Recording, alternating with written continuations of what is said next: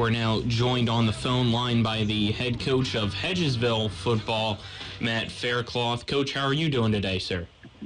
Pretty good, fellas. How about yourself? Doing just fine. Let's get right to your guys' game from last week. A tough opponent in Albert Gallatin, and they took care of business, winning 40-14. But what'd you like in your team's effort? I thought, for the, up until last week, we haven't really ran the ball really well. But we did run the ball really well Friday night. I think we finished with 227 yards rushing. We just, pass game couldn't get going. We had some injuries throughout the last couple of weeks, and then we had some big injuries Friday night that sort of depleted our wide receiver core. But, the kids competed hard. We left 3 touchdowns on the field. We got inside the 15-yard line 3 times and didn't finish the drives. We had a touchdown drop, and then we had a fumble lost and one we just stalled out. So things were, starting to get a little better. Defense had 2 big turnovers that we had a chance to go down and punch it in and get it to a 1-score game early there in the second quarter. It just didn't go our way as far as, finishing drives. You've mentioned to us before about some of those injuries on the offensive line, but you guys were still able to run the ball effectively on Friday. What do you attribute those successes in the run game to? Well, I don't think, a lot of people don't understand. Like right now, we're starting 4 sophomores on our O-line, and those guys, they came out and they came out with an intensity and came off the ball with effort. And we really established a run game early and often. And, it's just those guys, they keep competing and they keep getting game experience. So over time, it's, sometimes, you want instant success right now. We want to go out, we want to win games, and we want to run the ball, we want to throw the ball, but all this takes time. We're starting 6 sophomores on the offensive side of the ball. We're starting another 4 sophomores on the other side of the ball. So it's a process. What's been the main message for your team here to keep them confident? Just keep working on the things that we got to work on as far as, like I said, we hadn't ran the ball really well. We went out and ran it with success. That's a step forward. Defensively, creating turnovers, we hadn't done that in the previous couple games. I think we had 1 turnover in the previous 4. But we went out Friday night, got 2 big turnovers to give ourselves a chance to go down and cut it to a 1-score game. We could have cut it to a 12-7 game. It's just keep going out and trying to find ways to get better each and every day of practice, get the reps. Because, like I said, right now we're starting, there's 3 seniors starting for us. The rest are pretty much sophomore and junior. What can you tell us about some of those injuries that you had this past Friday and what sort of adjustments you had to make based on them? Well, the thing about it is in all season we do a lot of injury prevention stuff, and that comes down to muscles and tendons and stretching and all that stuff. Well, the injuries that we've gotten have been bone, so you can't really do much injury prevention with those. So again, we got to move some stuff around. We got to change some scheme stuff up and try to, get to where we think we have the best chance to go out and compete. And right now, we lost 2 big wide receivers on Friday night. We lost 2 guys in our secondary Friday night. So for us, it's and the good thing about it is it's never good that you get injuries, but there's more young guys getting game experience, and that's what we're going to use for the future. This week, you guys take on Musselman. It's the longest-running rivalry here in the Panhandle. What has stood out to you about this year's Musselman team? They're a typical Musselman team. They're physical. They run the ball really, really hard. They fly on defense. They pursue the football.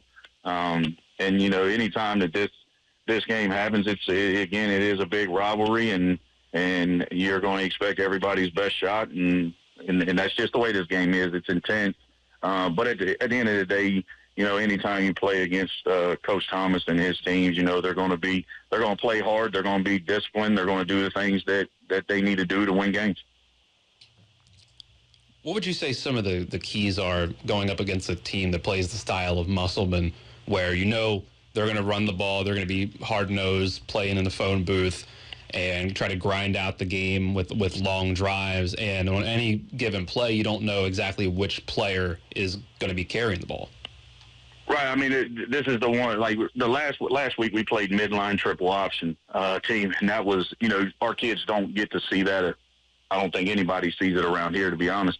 But then you're going into this week's game where the, running single wing, which Washington, for years they ran single wing, but not quite like Musselman runs it. They do a lot of spin series, a lot of motion, jet motion stuff with it, and it can create chaos on the backside.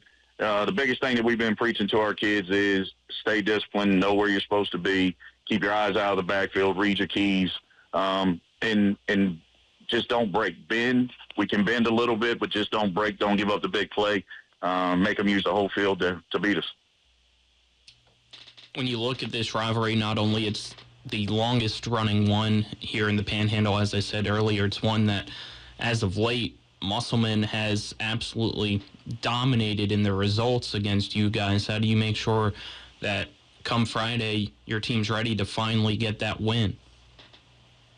I mean, the biggest thing for us is just getting in the mindset of going out and competing for 4 quarters. And I think we've competed for quarters, we competed for halves, but we got to go out and find a way to compete for 4 quarters. And right now that's a young team that's hard to for them to process as far as going out and trying to find ways to compete, stay in a game, keep it close, give yourself a chance.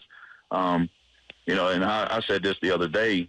You look back at Musselman last year where Coach Thomas had to play a lot of young kids really, really early. And I think that's where we're at, is we're playing a lot of young kids early in their high school careers. But I think it's going to pay off for us in the long run.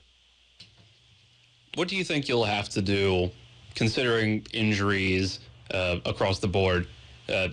What sort of adjustments do you think you might have to make to get the passing game going and make sure you can get Chaz into a rhythm?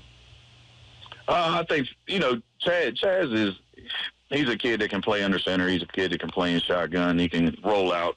So getting him on the move a little bit, trying to get some rough route stuff, trying to find out, how, Musselman, they show a lot of different things, 30, 40, 50 fronts, at times seen a 60.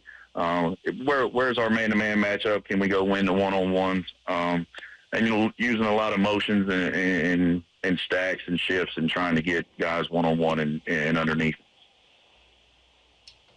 What's been the focus points here in this week's practice on both sides of the ball?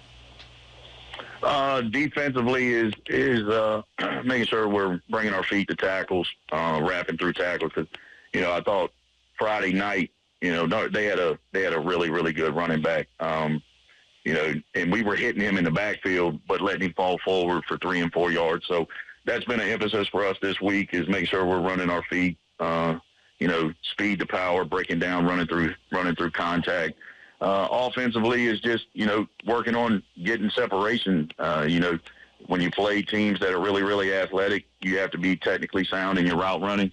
You have to be technically sound in your alignment, your splits. So we've been focusing on most of that stuff all week and trying to make sure these young kids understand that it's all about the little things, and we just got to keep executing the little things. All righty, Coach. Anything else? If not, we'll get to the fun question. No, that's it, fellas. All right, Dylan, you said you're good as well, right? Yep. Unless you got a follow-up. Okay, let's get to the fun question then, Coach Faircloth, and wrap things up here. Fun question for this week. If you could change one rule or create one rule, what would it be and why? Change one rule and why? Yep, or create if you'd rather do that. I think a lot of the fenceless receiver stuff is. I think that's one thing that we really need to look at again. Is because we had a few called against us and for us Friday night that I think we need to look more into that rule and develop a better standard on how we flag that. All right. There we go. Thank you, Coach, for the time. Appreciate it. Best of luck Friday against Musselman. All right. I appreciate it, fellas.